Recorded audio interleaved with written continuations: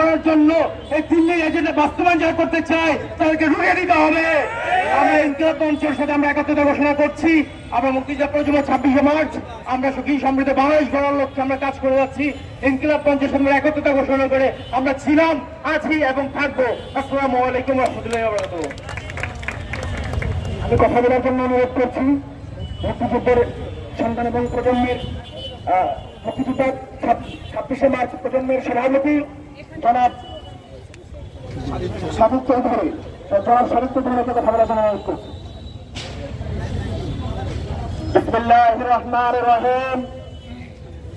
ওসমান হাদি ভাইয়ের নেতৃত্বে এদেশে তরুণ সমাজের ঐক্যবদ্ধ সাংস্কৃতিক সংগঠন ইনকিলাব মঞ্চ কর্তৃক আয়োজিত ওনাদের 5 দফা দাবি কর্তৃক যেই বর্তমান সরকারকে দাবি জানিয়েছে, আমরা মুক্তিযুদ্ধ প্রজন্ম, মুক্তিযুদ্ধ 26শে মার্চের সন্তানরা, মুক্তিযুদ্ধের সন্তানরা এই দাবিকে একমত পোষণ করছি।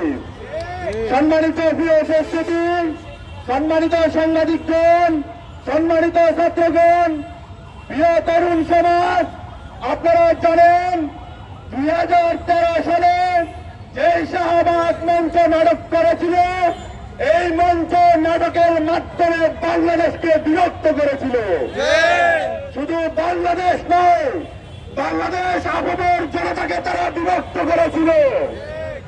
আপনারা জানেন এই স্বাধীনতার সংগ্রামের মধ্য দিয়ে বাংলার তরুণ সমাজরা, বাংলার মুক্তিযুদ্ধরা একটা শান্তি শৃঙ্খলা রাষ্ট্র প্রতিষ্ঠার জন্য যুদ্ধ করেছিল। কিন্তু এই শাহবাগ ভারতের প্রেসক্রিপশনে আমাদের মধ্যে, নিজেদের মধ্যে, বাঙালিদের মধ্যে বিভেদ সৃষ্টি করেছিল এবং আমাদের বিভেদ তৈরি করে আমরা যখন ঐক্যবদ্ধ না হয়ে বিচ্ছিন্ন হয়ে গেছি, তখন ভারতের মাধ্যমে আমাদের বাংলাদেশের বারবার নির্বাচিত সরকার বেগম খালেদা জিয়াকে নির্যাতন করেছিল।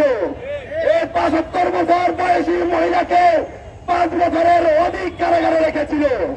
শুধু তাই নয়, বাংলাদেশের আপামর জনতার নয়নমণি, ধর্মীয় নয়নমণি, এদেশের তৈরি জনতার অহংকার আল্লামা দেলোয়ার হোসেন সাঈদীকে তারা বিনা বিচারে, বিনা অপরাধে তারা হত্যা করেছিল।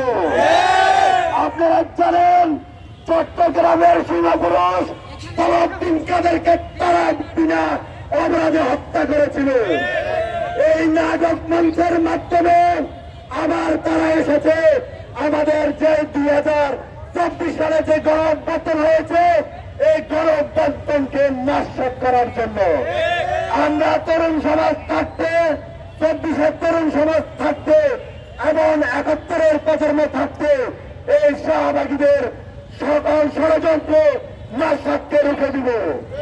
এবং আমরা মুক্তিযুদ্ধ প্রজন্মকে জানিয়ে দিতে চাই, পক্ষ থেকে জানিয়ে দিতে চাই, বাংলাদেশ যতদিন থাকবে, আওয়ামী লীগ যদি থাকে, তাহলে বাংলাদেশে শান্তি পেয়ে আসবে না। সুতরাং আমাদের দাবি এই আওয়ামী লীগকে অতি শীঘ্রই নিষিদ্ধ করতে হবে। আমরা কোন তালবাহারা মানব না। আমরা সকলকে ইনকিলাব মঞ্চের উদাত্ত ইনকিলাব মঞ্চে ঐক্যবদ্ধভাবে যে আন্দোলন নিয়ে এসেছে, এই আন্দোলনকে সংহতি প্রকাশ করার জন্য সবাইকে উদাত্ত আহ্বান জানিয়ে আমি আমার কথা এখানে শেষ করছি। বাংলাদেশ জিন্দাবাদ, ইনকিলাব জিন্দাবাদ, প্রজন্ম 24 মার্চ জিন্দাবাদ। আসসালামু আলাইকুম ওয়া রাহমাতুল্লাহ।